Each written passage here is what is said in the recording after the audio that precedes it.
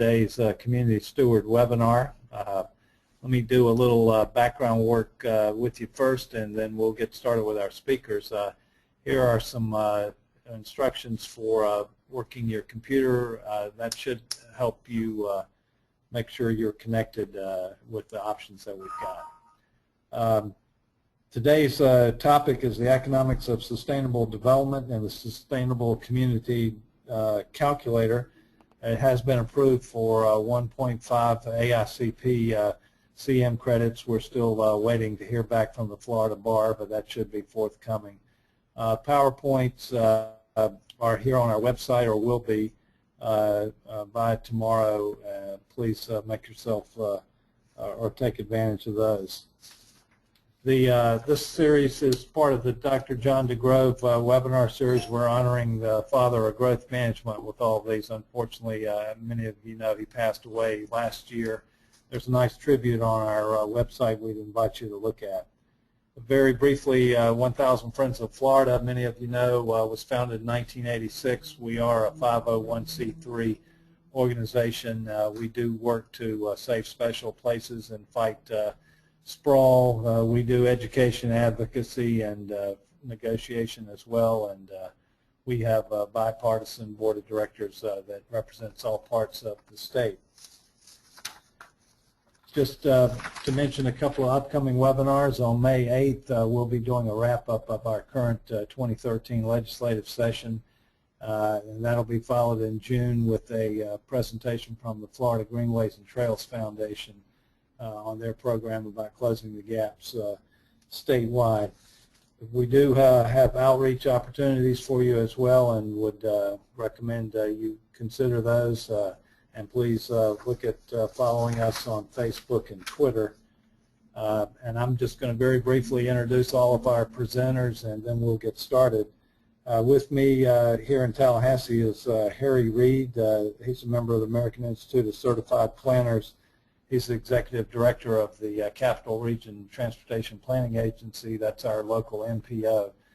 He's here with 40 years of experience in all transportation fields, especially multimodal facets. Harry had 15 years of service with Florida Department of Transportation, including time with the public transportation efforts down in Tampa. He was previously with the Louisiana Department of Transportation and served with the U.S. Air Force. Bruce Landis is a registered professional engineer and also a member of American Institute of Certified Planning. He's an executive vice president of Sprinkle Consulting. He's recognized as a veteran transportation and planning professional. His work includes planning, analysis, engineering, design, and construction for streets, roadways, intersection, bike and ped, and transit facilities, as well as land development. He's consulted on quite a few projects, and you can see there the 300,000 miles worth of roadways and streets he's impacted across the nation.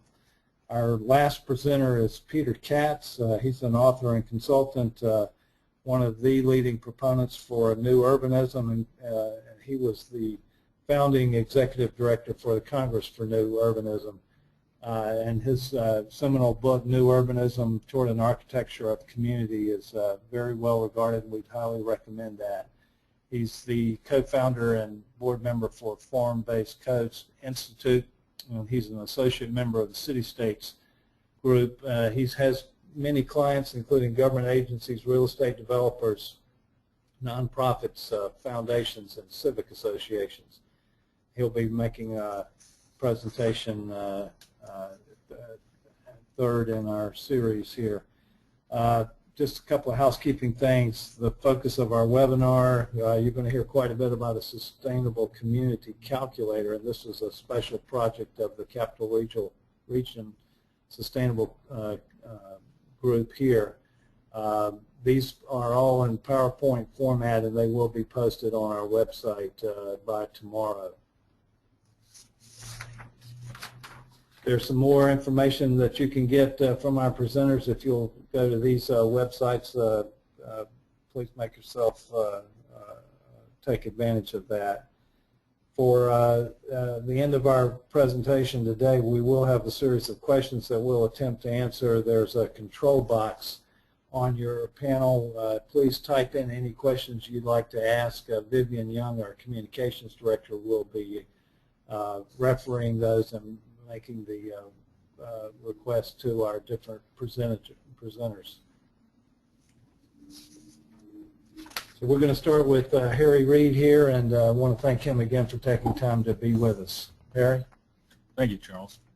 A little background on what we've done and how we came about with our calculator is that as we did our last long-range plan, we began to look at what the costs were, and one of the biggest things that came up, as you'll see, is we have to calculate what maintenance is for the transportation system and sustaining it. And of course, this is one of Florida DOT's one of the major functions is preserving the existing system. If you look at this chart from the last work program that they did and take out the support and debt service on this, what you'll see is that the cost of maintenance exceeds 50% of the budget that they've got for maintenance and construction. And so this is what became a concern of ours, is anybody paying attention to what it costs to maintain these systems? And so that's where we came up with looking at this as part of it.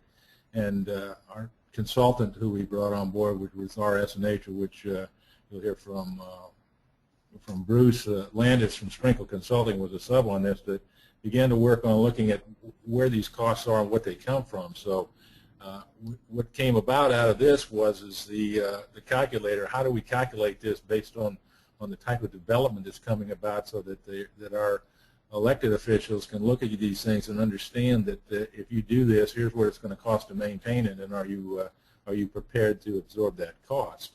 And so that's what, if you go to the next slide there, you'll see that there's this is the calculator where we have the inputs on it. And then once you put those inputs in it, then what we were looking at is what the fiscal impact was, which is the next slide there that just kind of breaks it out. And you can see that what we're really looking at was more compact growth and those type of things, which then reduce the costs. And when you take this out over 35 years, while this is a little bit exaggerated of 10,000 homes, you can see that just the annual cost to maintain the infrastructure is over $6 million, and that you carry that out over 35 years, you're talking about $230 million. So that was one of the things is that there is quite a cost related to this. So this is what we're doing now, and then on the next long-range plan, which we'll talk about a little bit later, is looking at the other side of it. And we worked with Peter Katz when he was a smart growth director in Sarasota County, just to get an indication of looking at the revenue side, which he'll talk about more in this time. So that's kind of what that background is of where we came from and what we've done, and I'll turn it over to Bruce and Peter to give you some more details.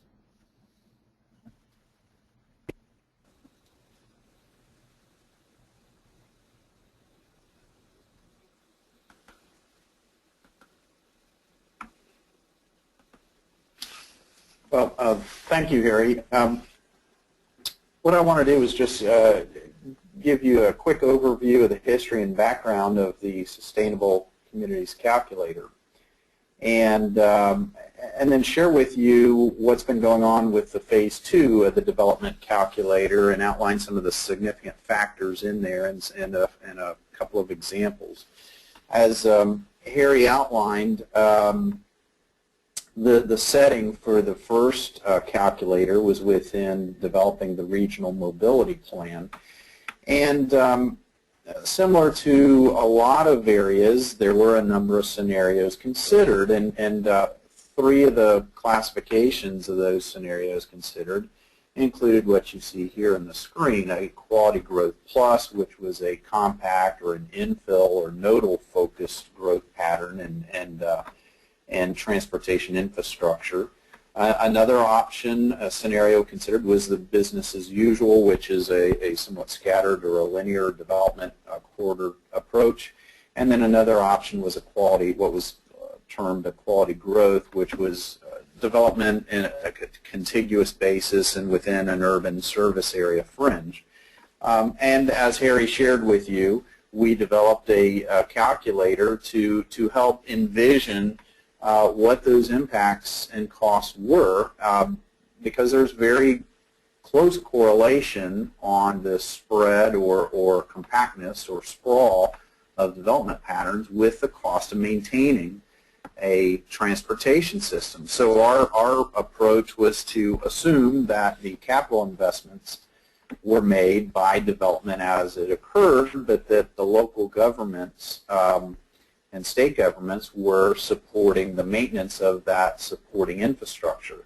This is a screenshot very similar to what Harry had just shown with you, as to that first version of the calculator that was used, and it was set up in a way that was very simple, that allowed any of the board members or members of the public who wanted to pick different areas as to where development would go. As you can see in the options, compact or infill or contiguous or urban or scattered, and then input their particular development, whether it was 100 residential developments shown on this slide or 10,000, which Harry had shown in the other slide, which was the actual number of dwelling unit growth. And so anyway, this was what was used in helping make that decision. The work or the calculator transformed the annual vehicle miles traveled on those various scenarios and locations, tied it into a number of studies that were done within Florida for costing of maintenance of vehicle miles traveled, and then annualized that, and then also spread it out over a 30-year cost time frame. And then also we provided a snapshot of present cost given annual payments, as you see in the rightmost column. And that was calculated and shown in a spreadsheet, and that top group that you see right here is that affected jurisdictions' roadway costs. We also know very much that student school bus transportation costs are also a big function of how much bus miles were traveled and the extent of pickup and bus stop locations. And so we were able to quantify that for the various development scenarios, and also other infrastructure, public infrastructure operation and maintenance costs to include public safety, wastewater, fire rescue parks, etc. And then we totaled that all up, providing a very quick picture as to, well, what the true cost is for the various locations of development. So the regional mobility plan was developed and you know, in a way looking at these physical impacts of maintenance, and the quality growth option was selected. Also, as part of that regional mobility plan, it was desired that there be provided a long-term benefit cost assessment tool. Sorry about that. I'm not sure why that box keeps coming up.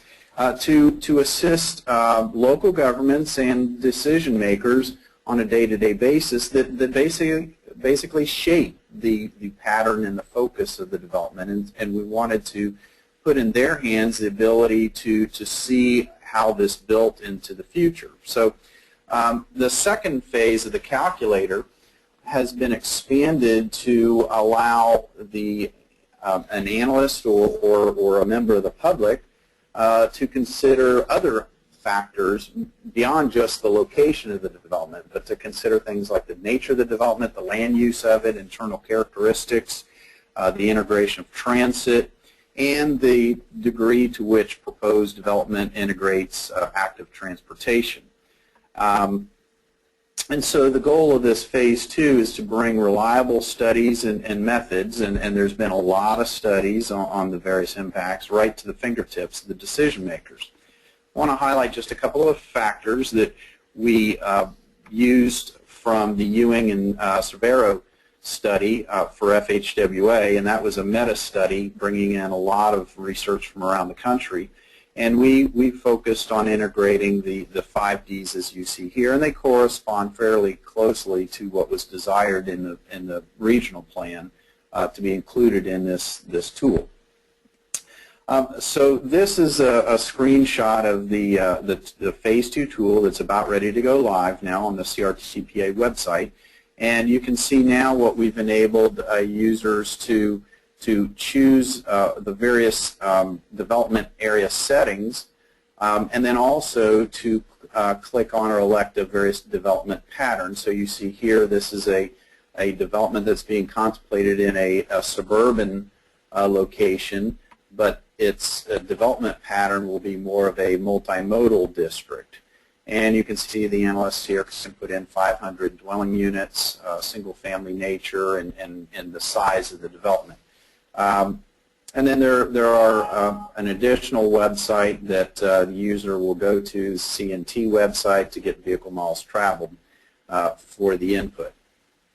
Another option we have in there is that they can put the price of the existing fuel costs. And so the second phase program will also, in a similar format, display things. This is the Regional Economy tab, and what this does is enable you to compare your proposed development area with the costs that would occur if it were located in a compact or an infill area. And then in a similar way, it's shown the comparative benefits of the proposed development with respect to a suburban setting.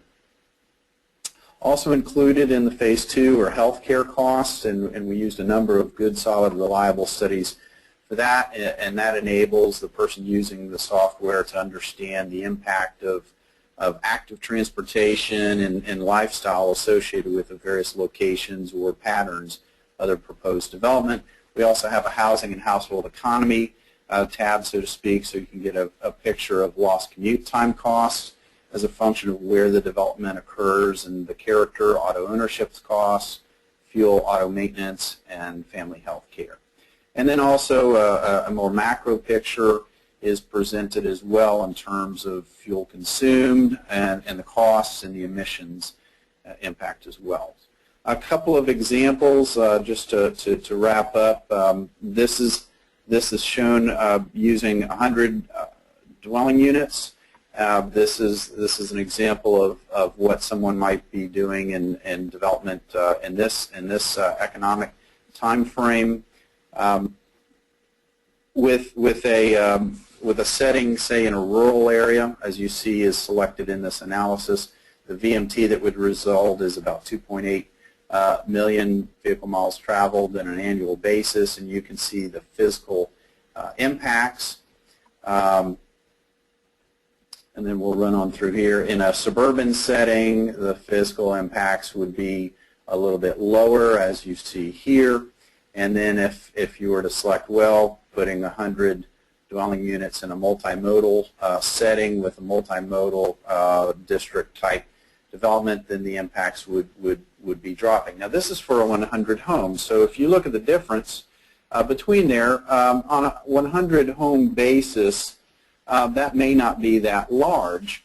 However, this is something that adds up annually just on a transportation impact.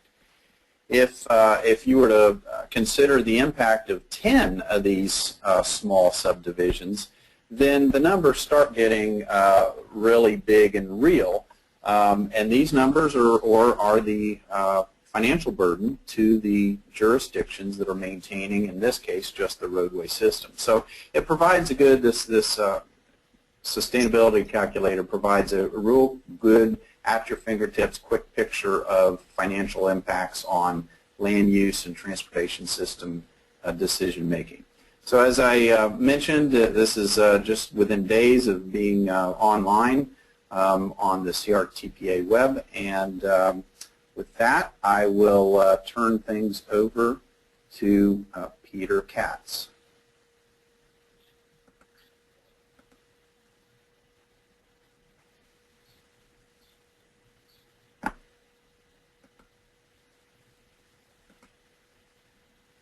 As soon as I can figure out how to transfer.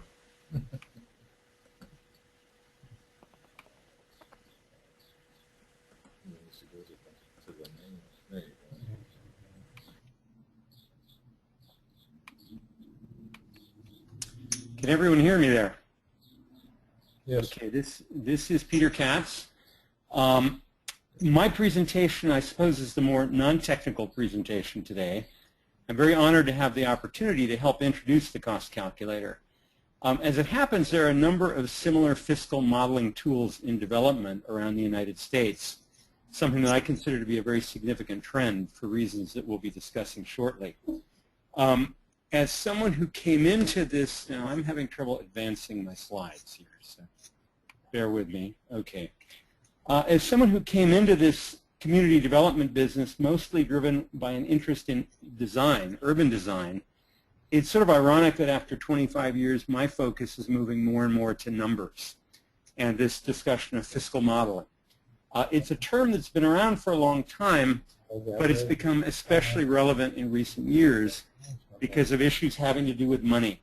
What we're seeing around the country, there's the beginning of what people hope is not a trend towards municipal bankruptcies, but basically this article in the New York Times begins to highlight the problem. Local governments are going broke because of the funds that are flowing out of them for a whole host of reasons. This particular article in the New York Times talks about issues with pension funds. It talks about dicey investment vehicles. I read the article from beginning to end, and I was surprised that they weren't talking about issues related to municipal infrastructure, the incredibly large amounts of money communities are spending on places like this. This is actually an intersection of two large roads in Sarasota County, but this was a huge focus of our infrastructure expenses. And I've come to coin this term the missing metric, because of all of the things that we typically discuss in development review, rarely do we actually talk about issues of revenue coming in. What is a particular development expected to generate in terms of revenue? Now, there is a term that's been used called fiscal zoning, or the fiscalization of land use, where communities will consciously seek apartments with low bedroom counts because they don't want a lot of children flooding into the schools, or they'll consciously put the retail out at the edge of their jurisdictions so that they'll get shoppers from other towns but offload the transportation impacts. This is not what we're talking about today. I, like most planners, object to those approaches because they're consciously seeking imbalance as a way to balance the municipality's books. I very much believe that we need to build balanced communities in the great ways we built towns and cities in the past, but we really do need to do so with an eye towards revenue. Now, the curious thing is that all around the country, on any given Tuesday or Wednesday or Thursday, depending on what night the City Commission meets, you'll have scenes like this. I'm sure you're all familiar with them. Here are the consultants lined up making a presentation. We don't know what's on the front side of those boards. It might be a wonderful mixed-use project. It might be a terrible suburban sprawl project. But we know for sure that the fellow at the head of the line is probably a prominent real estate attorney. Behind him is the architect, behind him the landscape architect, the traffic consultant, and so on. Now, let's assume for a moment that what they're presenting is a very worthy mixed-use project that's going to generate a lot of revenue. So you have a series of presenters. The first fellow is coming up. He looks like he's talking in favor of the development. If you read the teleprompter script at the bottom, he's vouching for the good character of the friend of his who's owned the business. You see that the zoning attorney has a concerned look on his face, but he's generally pleased with how it's going. Now we turn to the next slide. And here's a woman. It appears that she's a resident of the neighborhood, and she's telling us that the community clearly spoke. What they want to see is something entirely different from what the developer has in mind. And you can tell by the look on the attorney's face that things are not going well for this application. And here he was before. So his body language is telling us something very important. Generally, the discussion in most development reviews that I've participated in is about two things. It's about quality of life versus impacts. And the neighbors are generally the ones that are very concerned about both. And oftentimes what will happen is worthy developments will go down simply because they're too dense, the mix of uses is offensive to people already living there, whatever reason. But, you know, we all know, well, and curiously, in these meetings, you might have a lot of staff planners, but the city or the county head of finance, the chief financial officer, usually isn't present. His attitude is, oh, well, there's not much I can do there anyway. Yet that's the person who's going to live with the consequences of of what gets decided in this meeting, probably longer than anyone else. The planners will close the files. They'll go into deep storage. The project gets built. And again, here's a diagram that gives you a sense of all the hurdles projects go through to reach approval. And at the very end of that process is the certificate of occupancy. It's awarded. For developers, it's a big accomplishment. And oftentimes, this is the default setting in our communities. That worthy mixed-use project that will begin to start to change transportation patterns, will begin to allow people to do with less cars, enable the government to get more of a positive impact on their balance sheet. This is what will often get built. This is the default setting. It's good middle class, upper middle class housing. The streets are kept clean. People neatly place their garbage bins out by the curb when it's pickup day. And in fact, one of the reasons is that this is the street where this woman lives. There's a limit to how much she can argue about the merits of the exact same thing she's living in. And this tends to propagate. The problem is it's not necessarily a happy ending. And the reason is, and I often use this term, people raise their eyebrows, but there's a time bomb under the street. Not a literal time bomb like this, but there's a time bomb in terms of the infrastructure that barely was able to be paid for in the first pass. We required impact fees generally to do that. But 30 years out, when there are no fees available to pay to replace the pipes, to repave the road, to do the infrastructure maintenance and upgrades that are required, the money for that won't be around because this place simply doesn't pay the bills long term. Just for a moment, let's a quick mention about impact fees. And I know that a lot of communities in Florida simply wouldn't be able to enable new development to go forward without impact fees. They're problematic for a couple of reasons. Foremost is something called the rational nexus requirement. I'm not a lawyer. I only recently became familiar with that term. But it's really the notion that this new development going in at this intersection of a major interstate and a large arterial, that the impact fees have to pay for the impacts generated by this development, which means you can't use the money to build a mass transit system that brings people out from downtown. You can't use the money for any number of different smart growth priority projects that the community has decided it wants, even though its policies around smart growth are deeply ingrained. It says that if the level of service on an adjacent road is going to drop significantly and that you need an additional lane, this is where you put it in. And we all know that if the traffic studies show that you're 0.3 over capacity on this road, you can't just add 0.3 of a lane. You have to add an entire lane. And that lane is perhaps generating 0.7 of additional roadway capacity, which only benefits the next developer further out. And essentially, when you're accepting impact fees for development, you're committing yourself to a great deal of road building, typically out at the suburban edge where development's going in. Now, I worked in Florida for 2.5 years. I'm familiar with concurrency. I don't know the exact state of things now, given the changes to DCA and its regulatory powers. But I know that a lot of times well-intentioned mechanisms designed to prevent and minimize sprawl oftentimes have the opposite effect, and that's what I believe is the case with impact fees. So community is far better off collecting its revenue in the form of property taxes because there's much greater flexibility that one can use with property taxes. You can spend that money on a transit system or on improvements close in that encourage more people to live near the center of the region rather than at the edges. So again, I've talked about property taxes for a moment. One of the first projects that I dealt with when I came to Sarasota back in 2009 was a study that the county manager, Jim Lay, asked staff to do. There had been such a profusion of different kinds of revenue coming in during the boom that we really didn't know what was paying the bills. And as the development cycle started to slow down, he said, let's find out what's really paying the bills.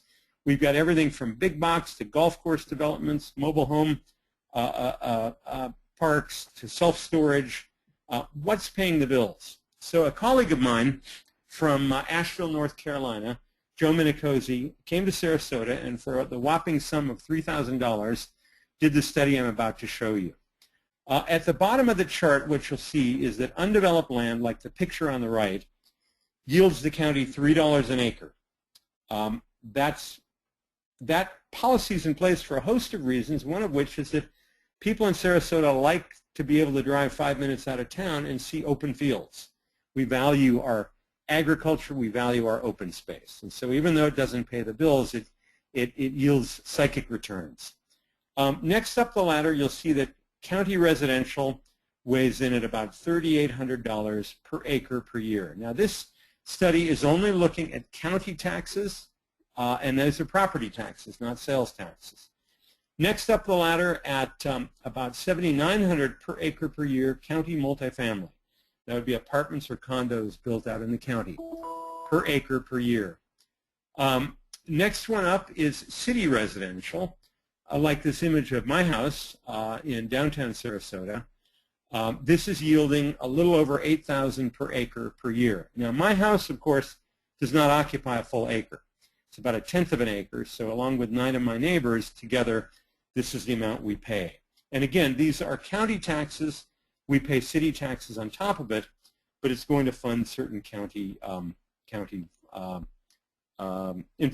certain county costs.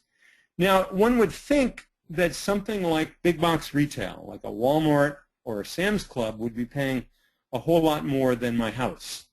But in fact, when you take the chart up into the commercial offerings, you see that the Walmart, the newly built Walmart out in Northport, is only paying about $150 more per acre per year.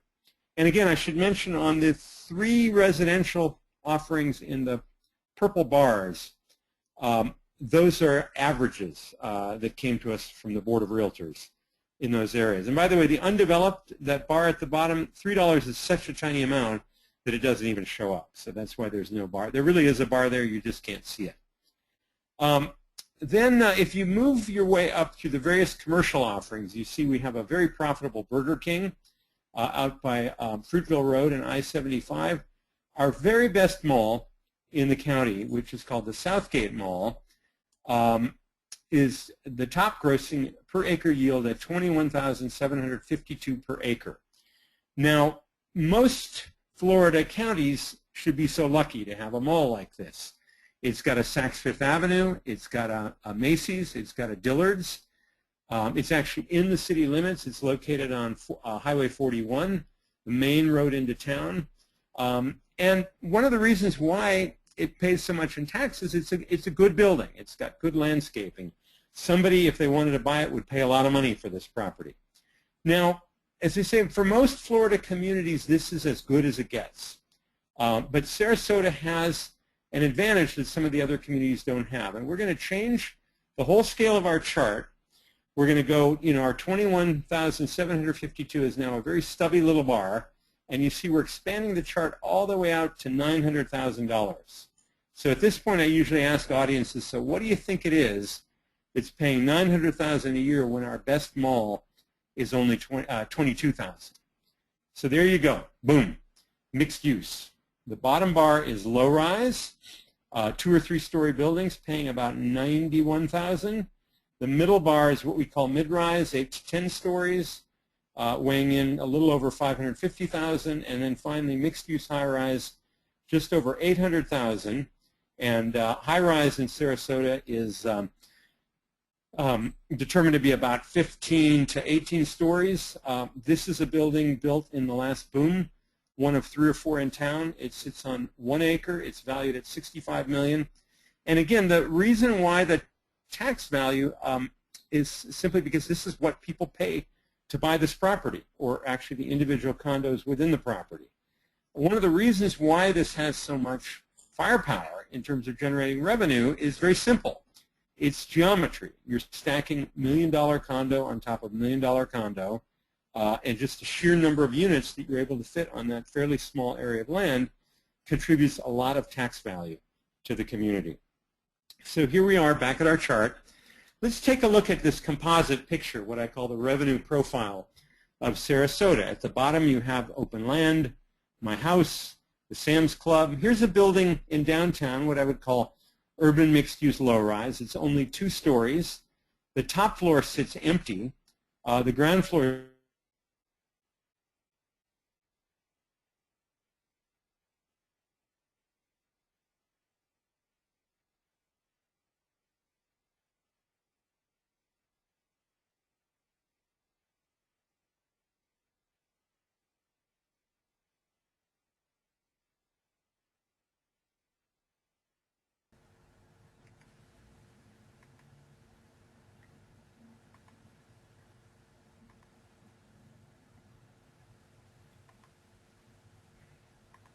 This is Vivian. We seem to be having some problems with Peter Katz's audio. We're trying to contact him and figure out what happened. If you can please be patient for a few minutes, we'd appreciate it.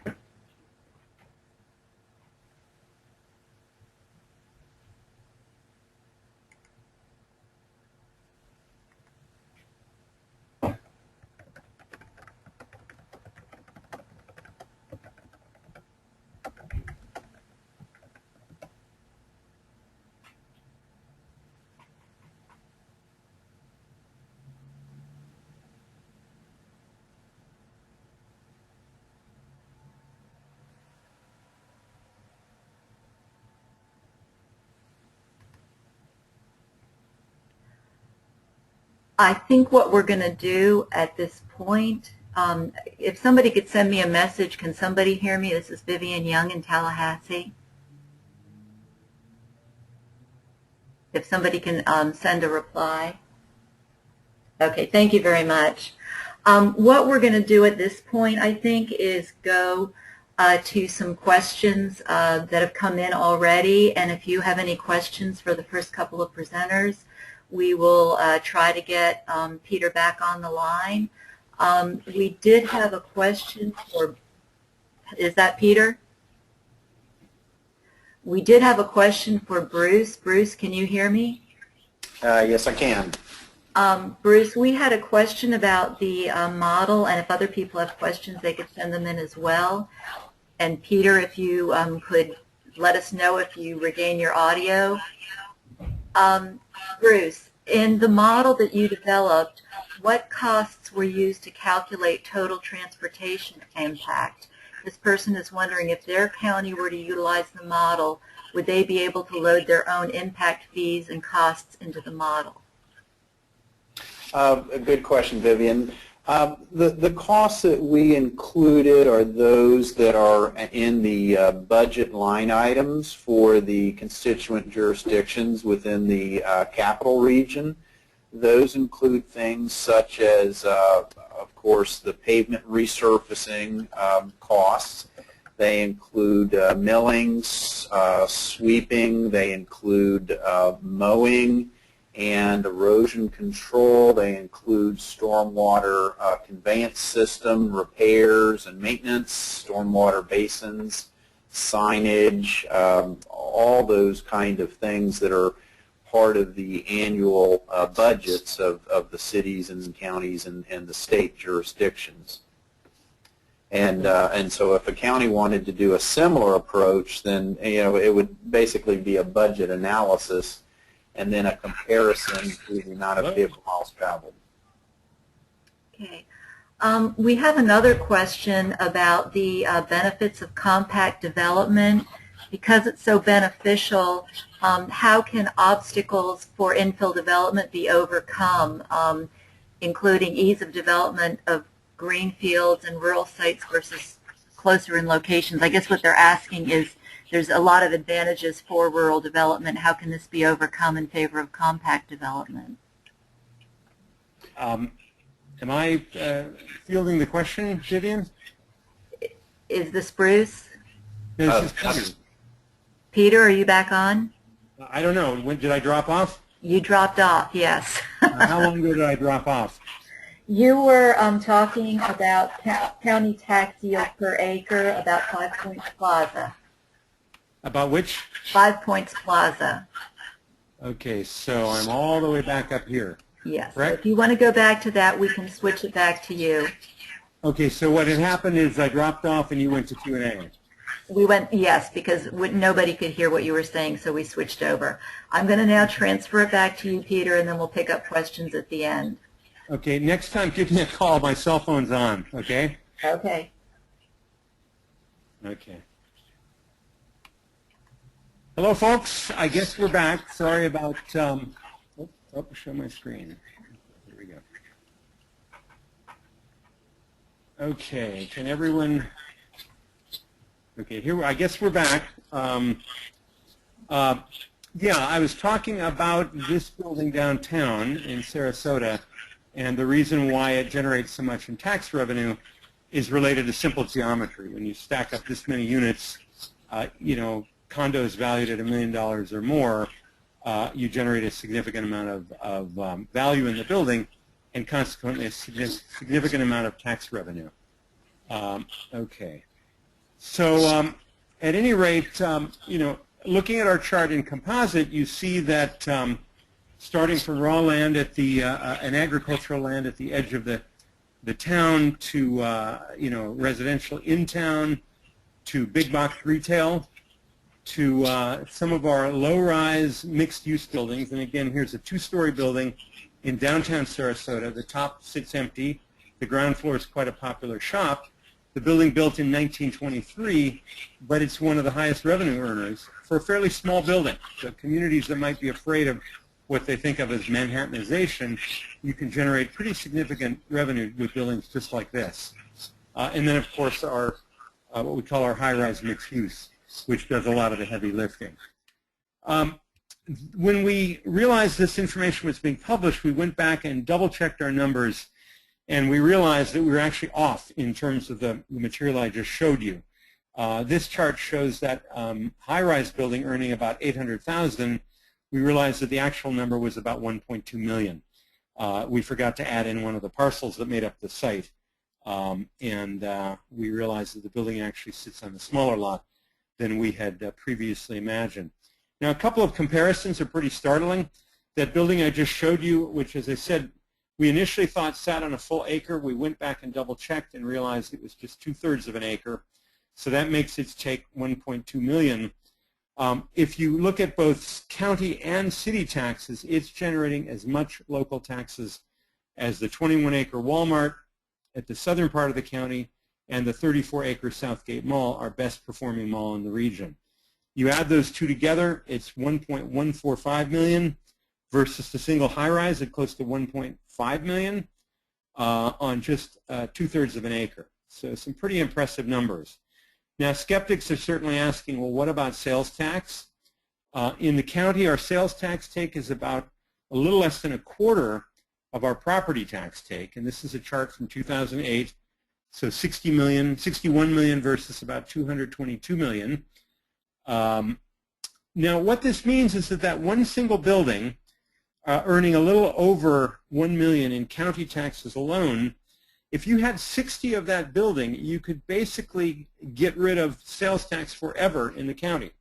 Now, you look at a picture like this, and that's kind of scary. You imagine something that looks like Manhattan. But in fact, if you realize that each one of those is sitting on 2/3 of an acre, it means that you could have 60 of those buildings comfortably occupying an area of about 100 acres, which is about 1/6 of our downtown. So it really wouldn't be such a huge thing. And in fact, most of our downtown today is predominantly 1- and 2-story buildings. There are a number of towers there. This is an area where people could easily envision more towers going, because it's not near where a lot of folks who would be concerned about height are living. And if you look at St. Petersburg, about an hour to our north, a bit bigger city, but in the last boom, it probably added the same amount of commercial space that I'm talking about, residential and commercial, in its downtown, and the downtown didn't become a terrible place. In fact, it probably became a much better place in terms of people on the street at all hours of the day and night, folks patronizing restaurants, galleries, and so on. It added to the vitality of downtown. So what about the cost side of the equation? Well, unfortunately, all we had to work from at the time was a very old study from Brookings, 1989, but we updated it for 2008 numbers. What this told us is that a typical downtown unit, in terms of the cost to the county to enable that building to be built, was about $9,200 per unit, and a suburban unit would be closer to $23,000. And by the way, this study focused on the east coast of Florida, but we believe there's rough comparability. And so putting those two numbers to work, looking at, say, 3 buildings downtown, sitting on a total of 2 acres, valued at $193 million in the box in the upper left, you compare that to a garden apartment complex out by the freeway with about 357 units sitting on about a tenth of the land. I'm sorry, sitting on about 15 times the land and about a tenth of the property, of the value of the development. If you cross-cut those two numbers, what you realize is that in the first year, the downtown buildings pay off fully a third of the county's infrastructure investment. The buildings out on the edge pay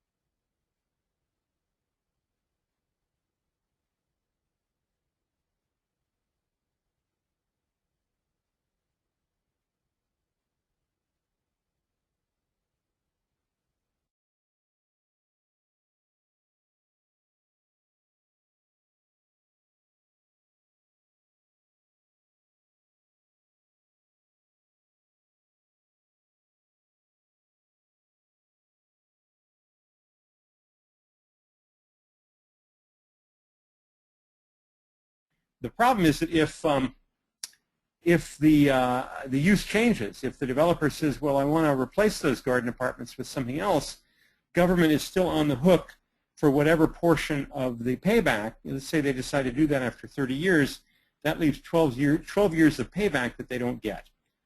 Okay, so obviously one of the reasons why the greater costs out at the edge is that downtown infrastructure is very intensively used. Here's the 100-year road in front of that high-rise building.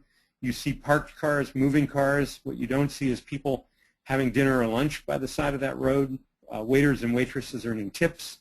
There's a virtual ecosystem that centers on that road, whereas the new road that was purpose-built for those 357 units of housing and the 3 office buildings you see in the photo, this is the image on the right, I stood on that median for 5 minutes on a Saturday morning and not a single car went by.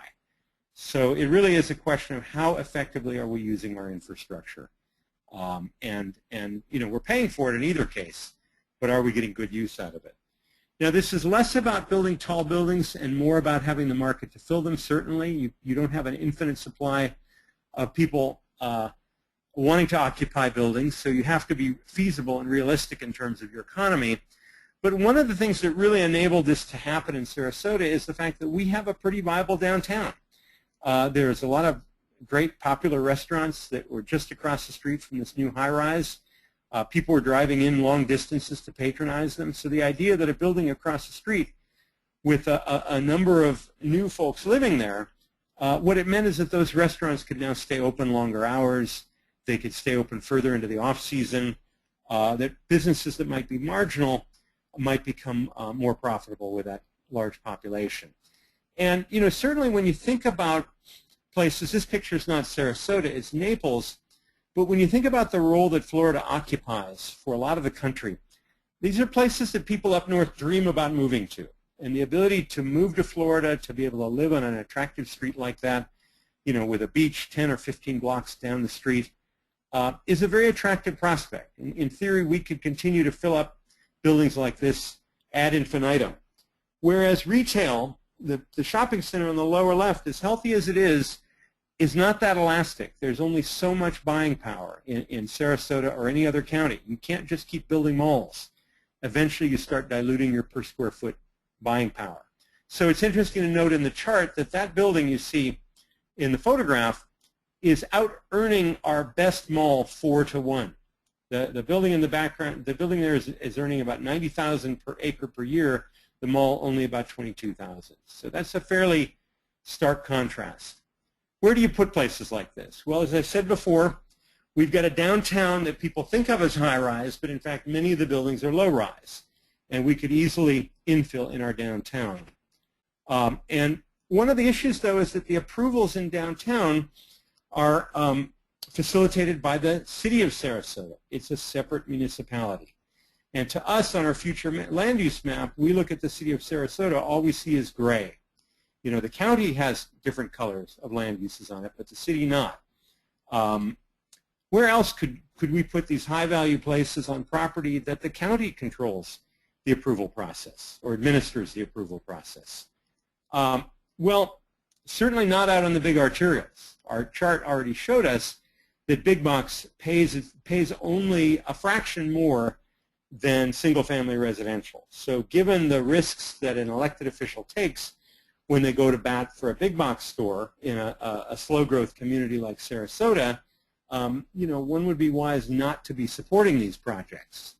So where else would you put the kind of development I'm talking about? Well, not on big arterials, but perhaps near transit. And at the time I was there, Sarasota had a very ambitious BRT program moving through the federal pipeline, and I believe it still does.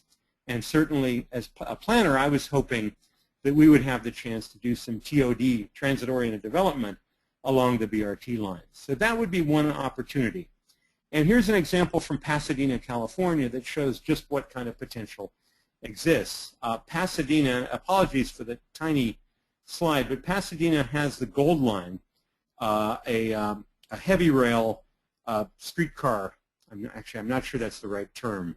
Bruce might correct me later, but it has a one of these in the lower left-hand corner coming through downtown in a little trench adjacent to surface streets and eventually going into a freeway trench. But basically, these parcels in this image, within 1,000 feet of a new proposed streetcar line, which is in purple here, those parcels together today add up to just under $200 million. With the streetcar, they would quadruple in value to about $901 million. But Pasadena has a very low growth cap.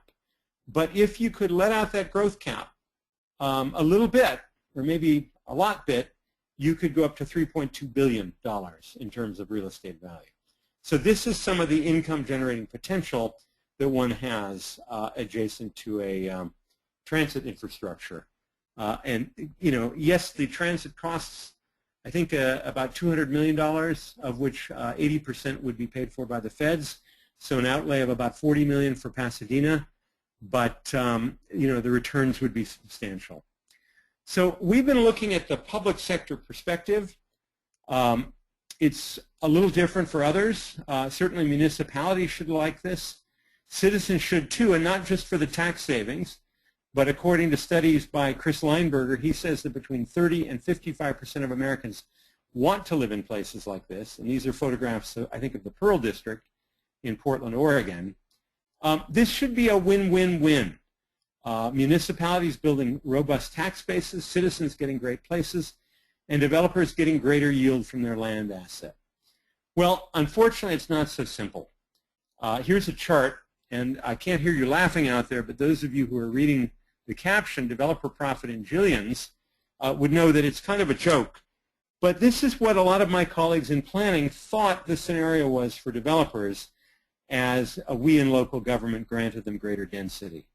Unfortunately, there's a thing called building codes, and as you move out of wood frame construction into steel and concrete, your costs become much greater. Now, Florida has this issue to a much less extent because Florida tends to use concrete block right the way through from low scale to taller buildings, but there are still other building code issues that kick in.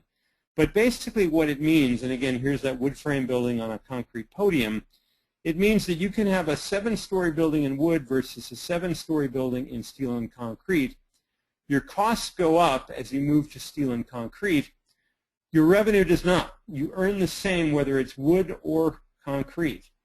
But what this does to the pro forma, and again, this chart we're looking at in the next frame is basically showing the residual value of the buildings. So in the case of wood frame construction at 7 stories, the developer is realizing $200 per square foot residual value. As you move into steel and concrete, your profitability drops. At 9 stories, you're $200 negative per square foot, and you only return to profitability at 7.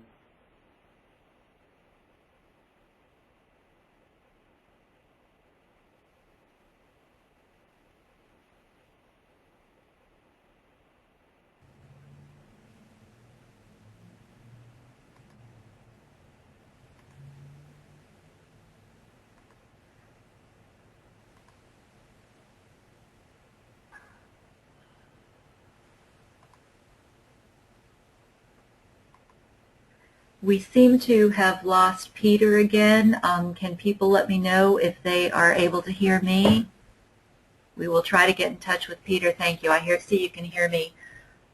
We are going to try to get in touch with Peter, and at the same time we will go back to questions to try to fill in some time until we get him back. Bruce, this was a question for you. Somebody was wondering if the model you developed includes any parking input. Bruce? I'm not sure hello? Yes. Not sure if I fully understand the question, but in terms of cost of parking, the model that that we have done is focused primarily on residential development. And so again, the focus is on the cost, the maintenance cost, not the capital costs. Okay. I think these questions might be for Peter, but we will see if anybody else wants to address them in the meantime.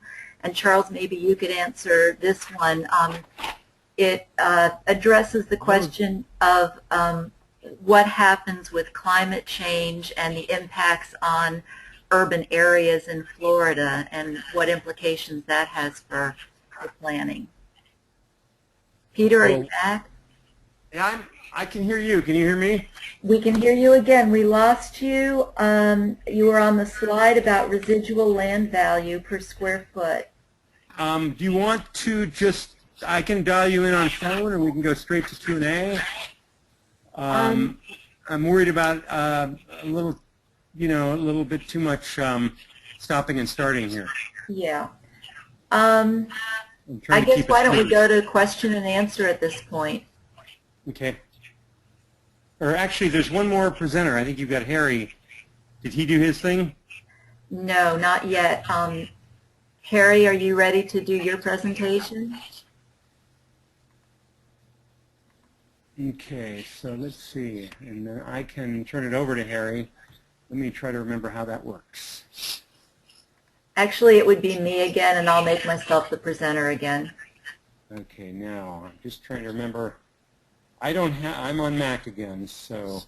Yes, I'm actually the presenter. When we were having problems, I made myself the presenter. So, Harry, anytime you're ready to talk, Harry was going to talk about the next steps for the community calculator.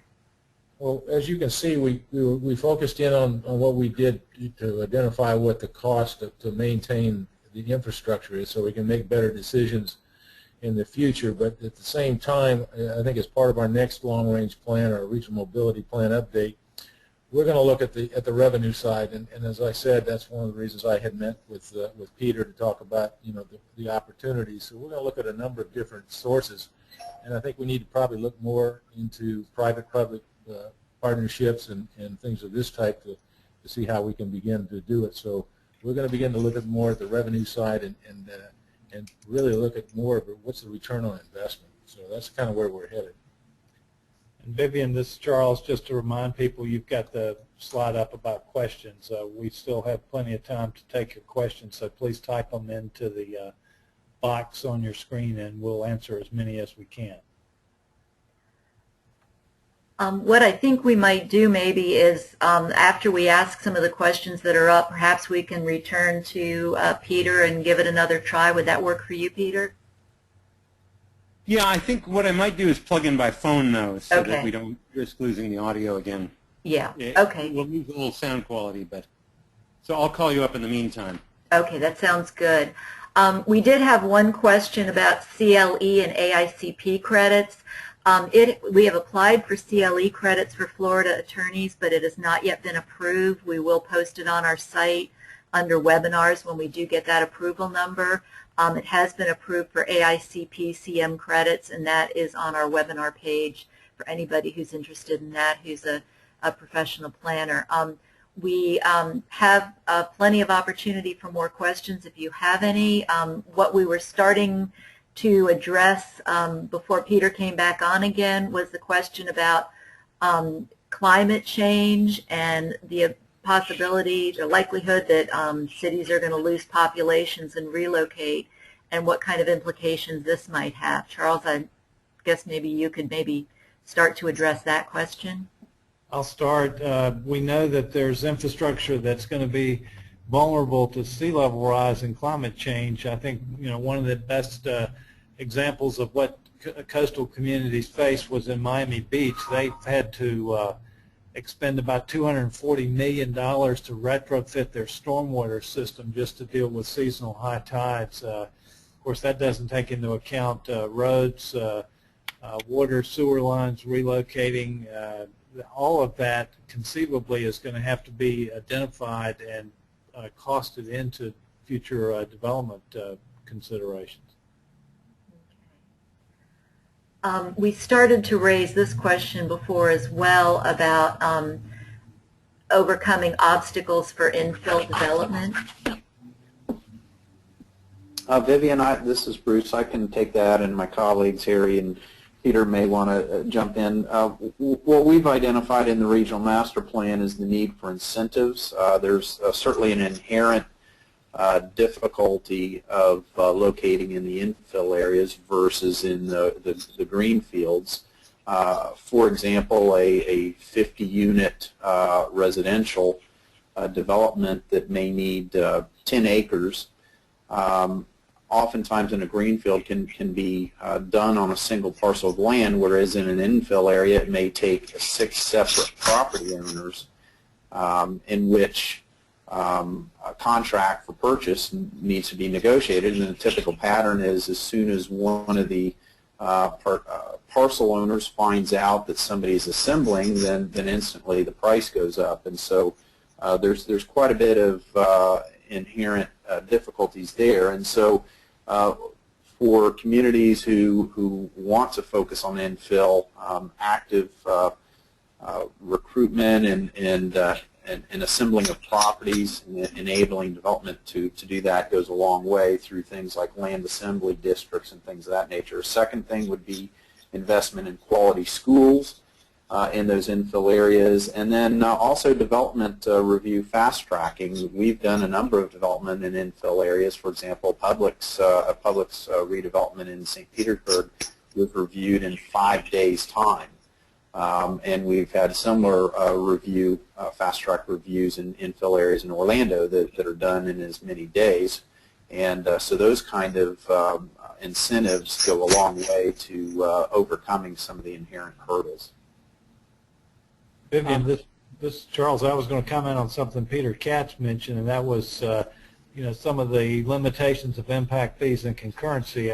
Some of the recent changes in the growth management laws have had some positive impacts related to mobility plans and mobility fees as a substitute for concurrency. And several local governments that we've recognized, Pasco County and Alachua County in particular, are taking advantage of that. And I think that's going to be an incentive for helping direct growth more into the compact and already developed areas than what we've seen in the past.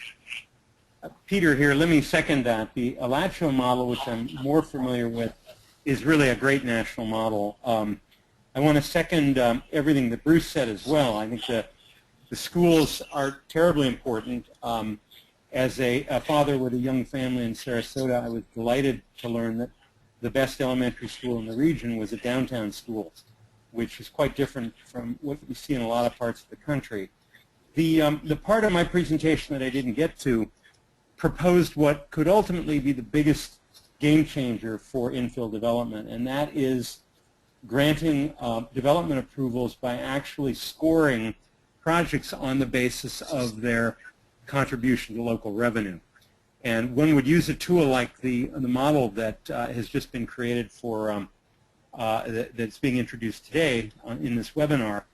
But the ability to start to objectively score projects and evaluate them on the basis of contribution would almost always put infill projects at the head of the line.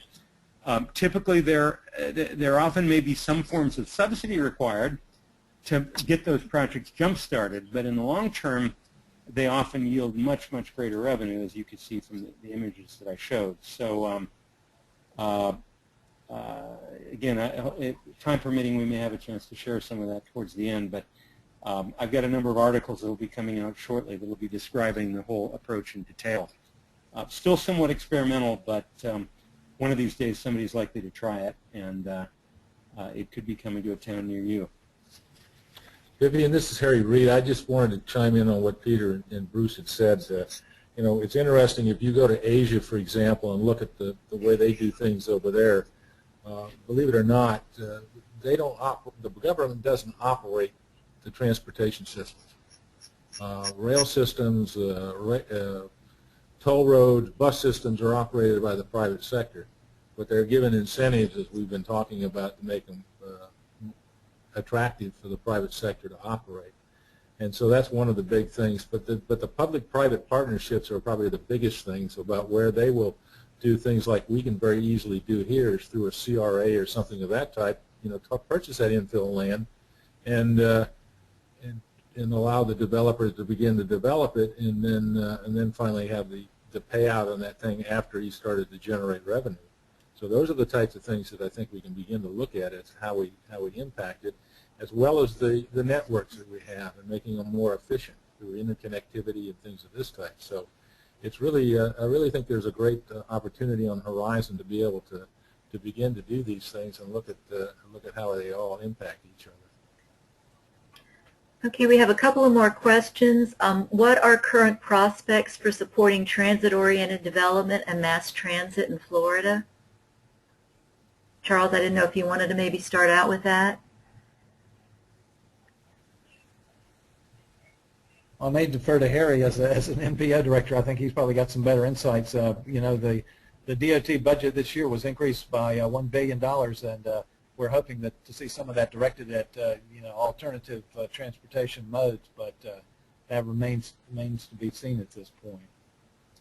I think there's a great deal of opportunity, because what needs to happen is that needs to be in partnership with the transit system. That's what I was talking about in Asia. For example, the rail system in Hong Kong was built with the government investing the initial capital to build it, but they created a private corporation to run it. And believe it or not, with 14,000 people per square mile, they only got 86% of the revenue out of the fare box to operate the system. Where they made their money was at the station developments, and that's where the private sector comes in. So at that rate, they were paying back the Hong Kong government at the rate of 8% return on that initial investment of $3 billion, and they were making a $500 million a year profit.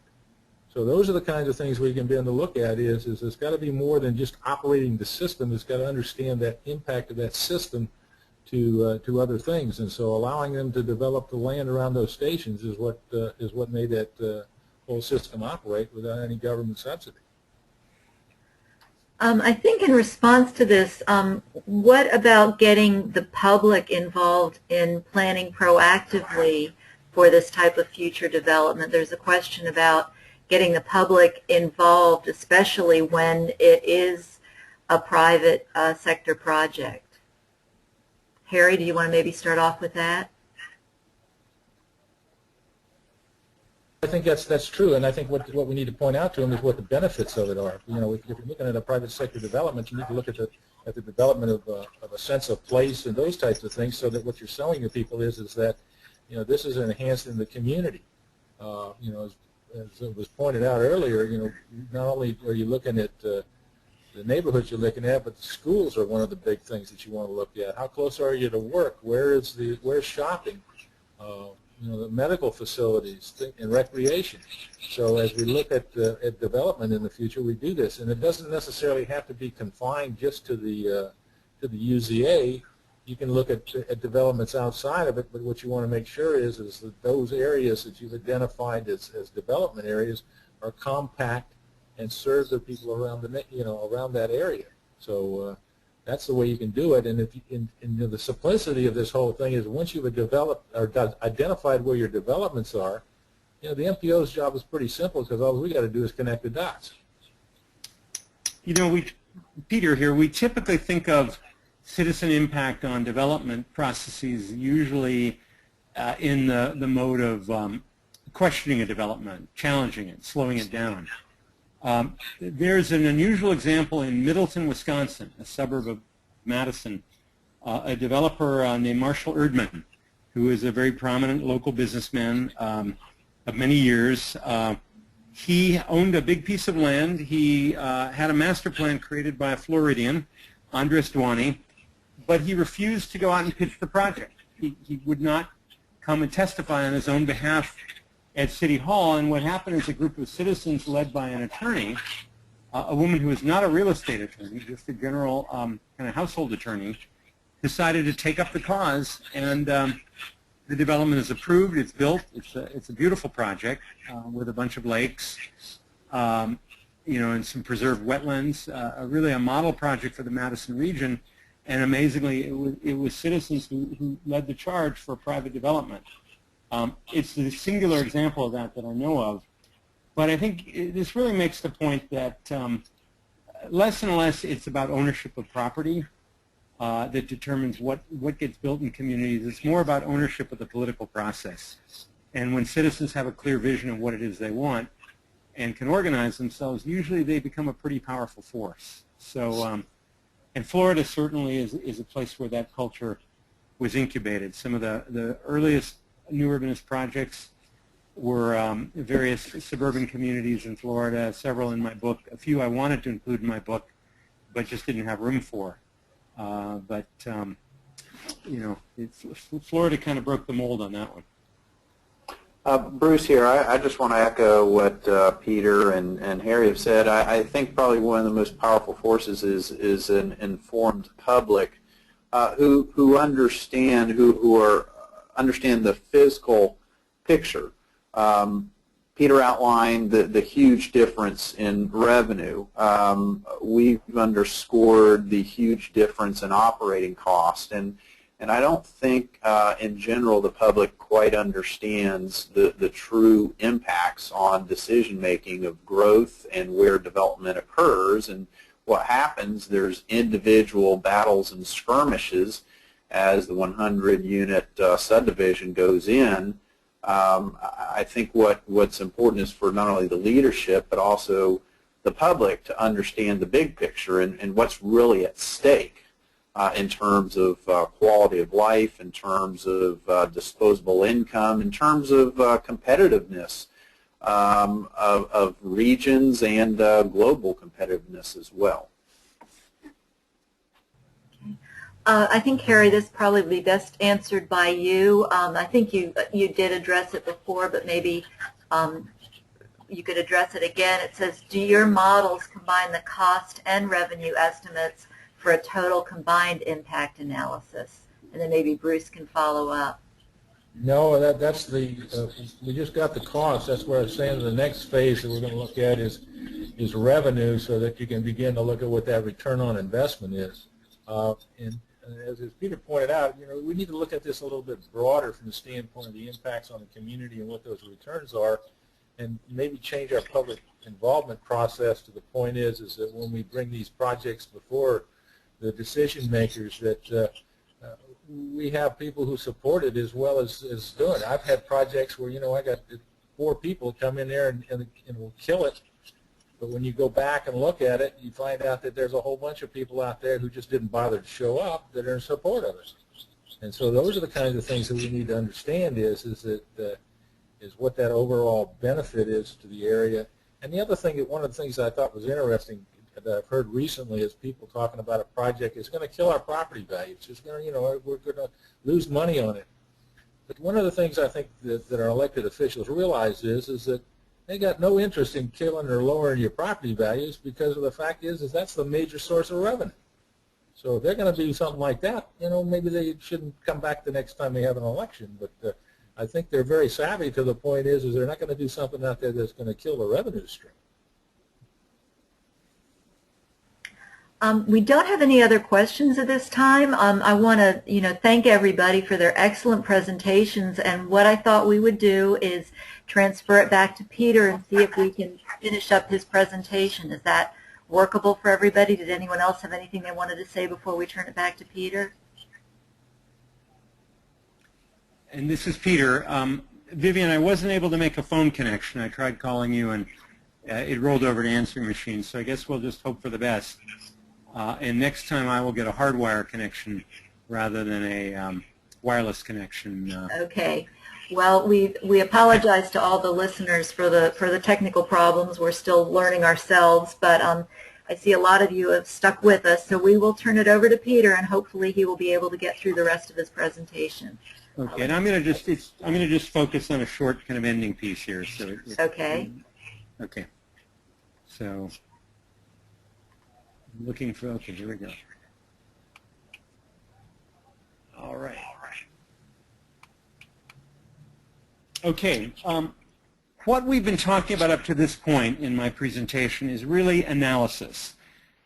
It's understanding the impacts of different types of property on the revenues that the local government receives. A colleague of mine by the name of Ken Snyder coined a term called the decision support tool, and that's actually what we're dealing with here. And those are great to the extent that elected officials pay attention to these things when they're making decisions. And certainly a tool like the one being put in place in Tallahassee is going to really help that process by clarifying the various choices and the impacts of those choices. But my interest is going further into policy and regulation because, to my mind, that's what's going to really make the difference in terms of changing the patterns of growth going forward. And the starting point for my thinking here is, what is it that government could regulate in all of this? And what strikes me as the one thing that they could probably make a good case for, particularly in a climate of fiscal conservatism and great concern for property rights, is this slide I showed you here. It's the money that government essentially invests in accommodating new development. The project on the left, as I said, pays back government's outlay in 3 years, whereas the project on the right, it takes 42 years with no interest paid whatsoever. If you think about it, this really is a form of investment in these developments. And okay, so the question is, could we mandate a maximum payback period? Could we say that 3 years is acceptable, but 42 years is simply too long? What if we had something called an FIQ, a fiscal impact quotient? That represents the number of years required to pay back the municipality's upfront infrastructure investment.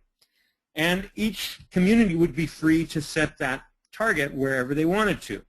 So a county that was really financially strapped, like County B, only 5 years. County C could be more generous, leaving their money in the development for up to 20 years. And in another presentation, I go into great detail about how exactly this might work. But the advantage here for a community that got its initial investment paid back in terms of property taxes is that you could eliminate impact fees. A lot of developers despise impact fees. And my sense is that politically this ought to be popular. Again, the only catch is, but you've got to earn out in terms of property taxes. And again, a tool like the one that's been created is exactly the vehicle that could get us to this place. Now, what's interesting, as I think about how a concept like this might wash politically in the state of Florida, I kind of scratch my head. I think it's a cool idea. I'm just not sure whether the leadership would be ready for it politically. Now, interestingly, the current governor was very proud of the fact that he stated, well, I'm a businessman first. And, he didn't accept a lot of contributions from businesses because he funded his own campaign. So perhaps it will be something that he would take a great interest in. I'm not sure. But certainly out in California, a state led by another bald-headed governor, Jerry Brown, they're doing a lot of really innovative things in relation to planning. In fact, they have the nation's most ambitious planning legislation related to curbing greenhouse gas emissions, mostly from vehicles. Now, as it happens, this law, which was signed into law by Governor Schwarzenegger, is really a gift to Florida and a lot of other low-lying places. This is the future that Florida faces if globally we can't get issues of greenhouse gas emissions under control. And the picture on the bottom shows what the future might look like. Certainly looking to Katrina in New Orleans is somewhat instructive. It's a very curious thing. It's a global problem, really. It's going to affect Florida. It's going to affect Bangladesh, Shanghai, China. Those are the regions of the world that will be most impacted. But the way we're going to achieve the change is through local action, which is difficult. Now, Peter Calthorpe, a very respected colleague in the New Urbanism, has written this book, Urbanism in the Age of Climate Change. And he's the person that's been hired by the state of California to essentially create the operating legislation for the greenhouse gas rules. And the Department of Planning and Research wisely looked at his book, and this chart, for example, which shows the dramatic reductions in this case, BTUs, units of energy, from more efficient and more compact ways of living. And again, if we could all live in places like in the bottom of the chart, emissions would be reduced by what it looks like to be 2/3. Or it's now they would go to 1/3 of what they are presently. So it all was done under this thing called Vision California, and I've studied this legislation, how it's going to operate. And like many good regional plans, it started by looking at existing urban patterns. On the left, you see, the dense multimodal areas like downtown San Francisco or Los Angeles. On the far right is what they call standard or trend, sprawling suburbs. And in the middle, something in the middle in terms of density. This all makes a great deal of sense. They go through a number of steps, which I'm not going to define here, but suffice to say, after all the calculations are done, after all the measuring and testing, we're not surprised that the approach that's favored is something called smart growth, which is a blend of urban, compact, and standard, with the vast bulk being in something called compact. The next 35% is urban, and only 10% is your standard sprawl. Very different from the current scenario. So far, so good. The problem for me comes when it comes time to assign the densities. What the studies would show is that we need X thousands of units that are going to be coming into the state of California. Instead of coming in as sprawl near the edges, they need to come in as fairly dense multifamily and compact development close into our existing downtowns and in new growth areas, not unlike an image like this. And Calthorpe's very proud of the fact that his technology now allows actual placement of those units in specific parcels throughout the state. The problem is that from a political standpoint, this is a very difficult sell. And you begin to have words like fair share being invoked to essentially guilt communities into accepting their fair share of density. We use this term today with housing, which is often a very emotional issue when communities simply don't want affordable housing because they fear what it would do to their property values. And I'm not going to really go into that one, but the question is there another way we could accomplish the same thing? Rather than say, this is your density allocation, you must take it. And the problem, of course, being that elected officials are not going to support greater density against their constituents' desires. And developers are going to say, we don't want to build product where we feel there's no market for.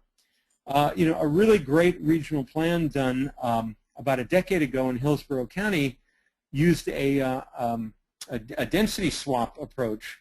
And the developers were saying, we're already being asked to build at a density much higher than what the market wants. So my fear is that this approach will go nowhere. What we need is a different approach, an approach that encourages high-value real estate development, that says we want you to create high-value real estate. We want you paying high taxes, and we want you selling your units for a great deal of money or renting them for a great deal of money. It's a market-based approach that's going to achieve the same goal of density, but by aligning public and private goals. And this is what I feel the future might hold, the opportunity for municipalities to build robust tax base, for citizens to get great, walkable, wonderful places, developers to get higher yield from the land asset they already own. And in this approach, hopefully you have a triple win, and you get the popular support that any kind of regimen needs. It's not an issue that's primarily for the left. It's not a tree hugger issue for people simply wanting to conserve natural and open land and build compactly. It's not an issue purely for fiscal conservatives, people that don't want to be spending government money subsidizing development. It really spans both sides. And with the increasing politicization of planning, and we're living in an era where all of a sudden, out of nowhere, mass transit has become an issue that has a particular political stripe and is associated, to my mind, more with with blue state or blue county, whereas highway is associated with red county. These are very dangerous trends, and the polarity of the political around these planning issues is really dangerous. And to my mind, the one issue that is likely to transcend both sides of the aisle is the issue of how we spend our money. I don't think either side of the aisle wants to see money thrown around for development that simply is not going to pay its way. And I'm not saying that we get rid of all but the highest buildings. That's not reasonable nor desirable. All I'm saying is that if you've got a bell curve of different development prospects, certain projects that are going to earn out at a fantastic rate and other projects that are never going to pay their way, the goal would be to snip off one end of the bell curve, the side that is not going to pay its way. Government simply should not be under the obligation of subsidizing any and all development that comes its way, and the taxpayer should have an opportunity to vet these issues and to have a say in terms of what gets built and what doesn't on the basis of fiscal return. Other things still important. Planning still is absolutely important, but we need to add this missing metric so that we begin to understand the true prospects for development and our financial future. So that is the end of my remarks. I'm sitting here in Washington, D.C., where we should be teaching the nation about balancing our books and good government, and I'm ashamed to say we're not doing a great job here. Hopefully we can do better at the local level. So thank you. Anyone who'd like to contact me, here's the way to do it. And I appreciate everyone's attention. Again, questions are over, but I guess you could always email me. Thank you. Thank you, Peter, and thank you everybody else for your excellent presentations. We also thank the attendees, most of whom held on through the problems. We will have the PowerPoints posted tomorrow on our website at 1000friendsoflorida.org. There's a What's New box, and we'll have Sustainable Communities Calculator icon, and you can click on that if you'd like to see the full PowerPoint presentations. We thank you again, and I just wanted to ask any of the panelists if you had any other closing comments you wanted to make at this time. I guess that is it. Thank you very much, and our next webinar is May 10th, and we look forward to having some of you join us then. Thank you. Goodbye.